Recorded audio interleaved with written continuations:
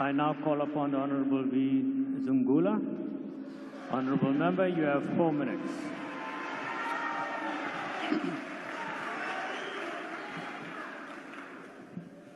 Thank you, hlale ngaphambili. Kufuneka namhlanje kungafihlwa amakhuba kuzolinywa, makuthethwe inyani zodwa.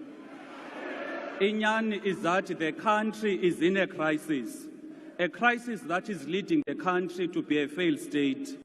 At the core of the crisis is how the democratic project of 1994 did not address the systematic racial and economic structure of the country.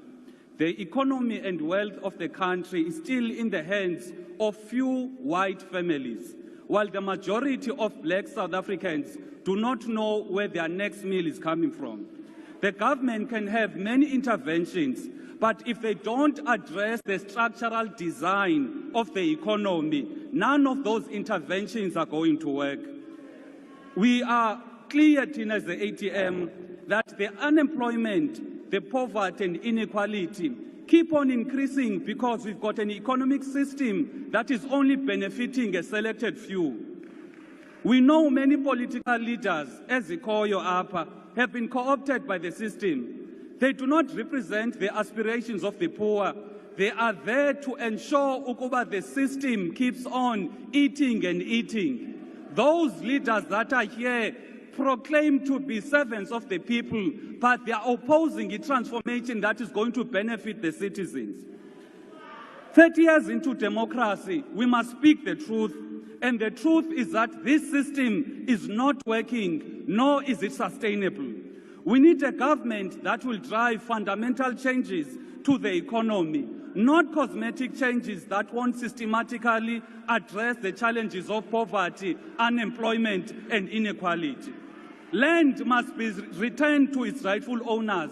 The mineral wealth of the country must belong to the people. And the commanding heights of the economy must reflect the racial demographics of our country.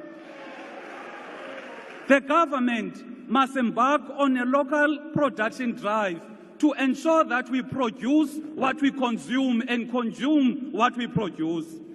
The government spending must be more than 50% on SMMEs.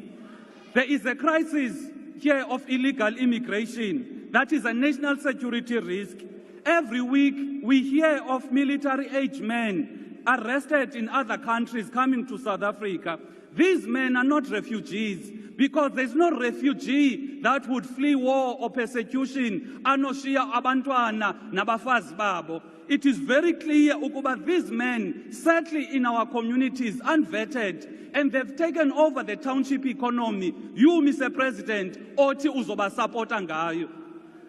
It's very clear, Mr. President, ukuba we need to deal with crime. We need to make sure ukuba criminals are the ones that are living in fear, not the other way around.